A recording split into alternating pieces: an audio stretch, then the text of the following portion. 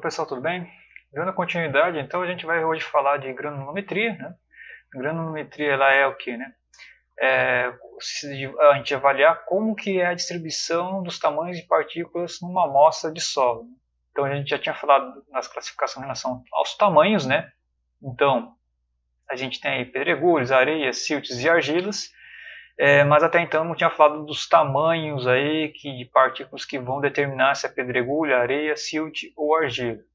Como vocês estão vendo aí na imagem, né, a gente tem diferentes classificações em função do tamanho. Então a gente tem as classificações aqui da STM, da AASHTO, do MIT e a BNT, então para pedregulhos, areias, siltes e argilas, né? No caso aqui ainda o MIT chama de colloide, né?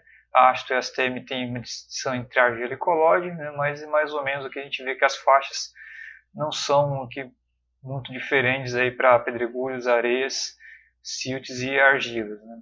Então a gente vai ver que uma faixa de 0,005, 0,002 milímetros são menores que isso, são as argilas, 0,06, 0,075 são os siltes, areias menor que 2 milímetros, pedregulhos aí então coisas maiores. E ainda você tem as subdivisões de pedregulhos grandes, médios e finos, mesma coisa para as areias, né?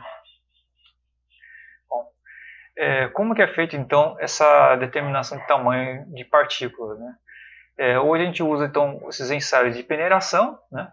Então, como vocês estão vendo aqui na imagem no topo, que tem peneiras com diferentes aberturas, né? Algumas bem grandes, como dá para ver aqui, e outras bem mais fechadas, né? Aí a gente tem aqui a gradação aqui das peneiras, né? Então a 4 aqui de 4,76 milímetros até a 200 de 0,074 milímetros. Então a gente não tem peneiras menores que 0,074 milímetros. Ainda assim, né, voltando aqui, olha só, né, gente, 0,074 milímetros. Né? Então as argilas 0,074, né?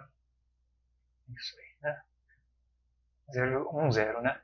Então 0,074 ela está mais ou menos por aqui, né? E aí com isso a gente não consegue ver a distribuição dos tamanhos de partículas de parte aqui de siltes, né? E completamente todas aqui das argilas. E ainda assim a gente precisa também ter uma determinação, nesse caso que a gente faz um ensaio de sedimentação para partículas menores que 0,074 milímetros, né? E, bom, esse ensaio de sedimentação ele vai ser necessário, né?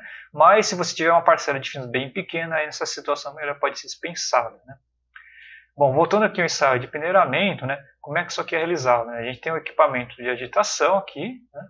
Você tem aqui os pratos, cada um desses pratos são as peneiras, né? A gente coloca as maiores aberturas no topo, né? E as menores aberturas, então, embaixo, e aí com isso a gente vai tendo uma retenção gradual das partículas em cada uma dessas peneiras. Cada um dos materiais aqui vai ser pesado então depois, né? E aí com isso a gente vai traça a curva granulométrica do solo. Para as partículas finas é feito ensaio de sedimentação. Esse ensaio ele vai determinar um diâmetro equivalente, né? E ele vai utilizar então da lei de Stokes então para fazer a determinação desse diâmetro equivalente. Vai utilizar então sim, isso aqui é válido para partículas finas, né? E aí é feito o estudo de sedimentação no meio líquido desses finos. Segundo a lei de Stokes, então, a velocidade de sedimentação ela vai ser essa relação aqui, né, de peso específico das partículas sólidas, peso específico da água, o diâmetro equivalente dessas partículas ao quadrado aqui, né, e a viscosidade da água. E aí esse ZT aqui é a posição aqui de leitura, né, de um densímetro. Então aqui a gente vai estar fazendo o quê? Né, pegando o solo, né? A gente vai pegar um solo, o solo com finos, né?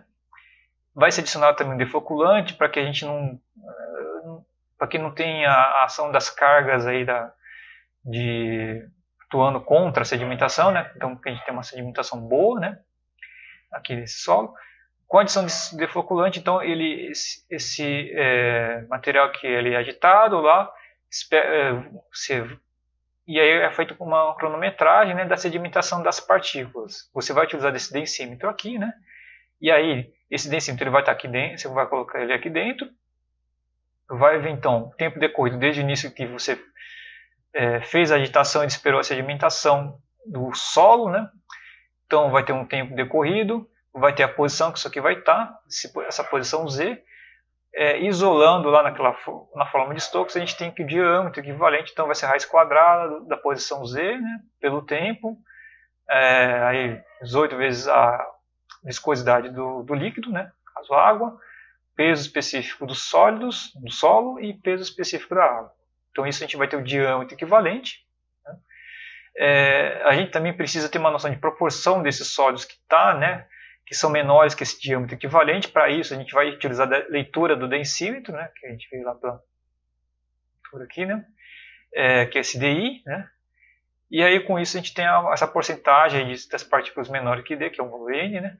Então em função aqui do peso específico dos sólidos, peso específico da água, o volume que foi colocado aqui nessa suspensão, né, e a massa de sólido também que está colocada, foi colocada aqui nessa proveta, né. Então com isso a gente tem lá o diâmetro equivalente, a porcentagem em relação aos esses finos, e aí com isso, né, mais os resultados aí lá do ensaio de peneiramento, a gente consegue traçar então a curva granulométrica. Então a gente tem aqui as porcentagens aqui que passa ou a porcentagem retida, né? Então a gente tem aqui as escalas invertidas, né? E aqui os diâmetros equivalentes das partículas, aqui em escala log, né? Então você tem aqui argila, silt, areia fina, média, grossa, pedregulhos, né? E aqui indicando então como é que aqui são os pontos que foram coletados aqui nos ensaios de peneiramentos e no ensaio de sedimentação, né? E aí você traça a curva granulométrica de um solo. Bom, no próximo vídeo a gente vai falar então um pouco da caracterização dessas curvas granulométricas, né? Então, até o próximo vídeo, gente.